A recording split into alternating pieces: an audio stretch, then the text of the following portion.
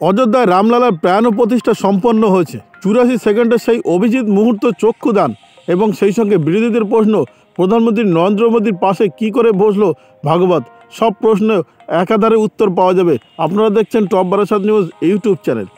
কাশ্মীর পণ্ডিত গণেশ্বর শাস্ত্রী জানিয়েছেন, দুপুর 12:29 4 সেকেন্ড থেকে 12:30 32 সেকেন্ড পর্যন্ত অভিজিৎ মুহূর্ত, সেই 84 সেকেন্ডের সময়ের মধ্যেই প্রাণ প্রতিষ্ঠা করে ফেলতে হবে।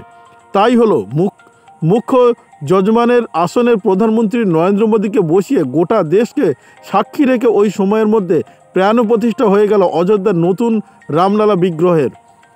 অযোধ্যার নতুন বিগ্রহের পুজোর আগেই এদিন রামলালার আসল মূর্তিকে পুজো করা হয়। আসল রামলালার মূর্তিটি পিতলের। এদিন সেই মূর্তির মাথায় পরানো হয় সোনার মুকুট, পরে নতুন পোশাক। তাছাড়া নতুন মন্দিরে তার আসন সাজানো হয়েছে সোনালি মোড়কে, তার উপর হলুদ, গাঁদা ও গোলাপ দিয়ে সাজানো হয়েছে। মূল বিগ্রহ পুজোর পরই কোষ্ঠী পাথরের তৈরি নতুন বিগ্রহে প্রাণ প্রতিষ্ঠা শুরু হয়। তাতে প্রধানমন্ত্রী নরেন্দ্র মোদীর মুখ্য যজমানের আসনে বসে পুজো দেন।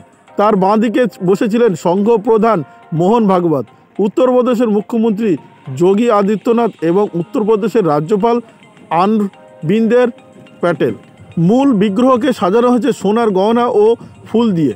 এদিন সকাল পর্যন্ত বিগ্রহের চোখ সোনালি হলুদ কাপড় দিয়ে বাঁধা ছিল। পুজো শুরু হতেই তা খুলে দেওয়া হয়েছে। বিগ্রহকে প্রতীকী স্নান করানোর পর তারপর চক্ষুদানের মাধ্যমে প্রাণ প্রতিষ্ঠা করা হয় ভগবান রামের নতুন বিগ্রহের। শ্রীরাম জন্মভূমি তীর্থ ট্রাস্টের মহাসচিব চম্পত রায় জানিয়েছে, প্রাণ প্রতিষ্ঠার সমগ্র পুজো দুপুর 1টার মধ্যে শেষ হয়ে যাবে। এই পুজো শেষ যাওয়ার পর জাতির উদ্দেশ্যে বক্তৃতা দেবেন প্রধানমন্ত্রী নরেন্দ্র মোদী, উত্তরপ্রদেশের মুখ্যমন্ত্রী যোগী আদিত্যনাথ এবং সংঘ প্রধান মোহন ভাগবত। শেষে আশীর্বাদ দেবেন ট্রাস্টের অধ্যক্ষ মহন্ত নিত্যগোপাল দাস। সন্ধে হয়ে দীপাবলি, রামজ্যোতি জ্বালিয়ে সোমবার আরও একবার দীপাবলি হবে অযোধ্যায়। সব বাড়ি, দোকান, সূর্যের তীর সাজানো হবে। প্রধানমন্ত্রী নরেন্দ্র মোদী বক্তৃতার সময় বলেন, তিনি 11 দিন উপোস করে আছেন। রাম মন্দিরে শ্রী রামের প্রাণ প্রতিষ্ঠা উপলক্ষে আজ মোদী ভাষণ দিয়েছেন। এই অনুষ্ঠানের জন্য 11 দিন ধরে উপোস করেছিলেন তিনি, সঙ্গে পালন করছেন ব্রহ্মচর্য রীতি।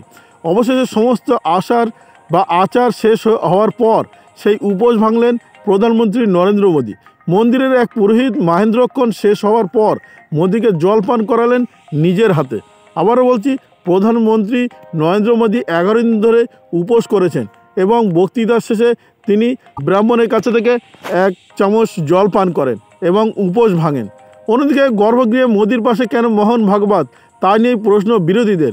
অসম্পূর্ণ মন্দিরে প্রাণ প্রতিষ্ঠা হলো রামলালার। গোটা দেশ দেখল সেই দৃশ্য।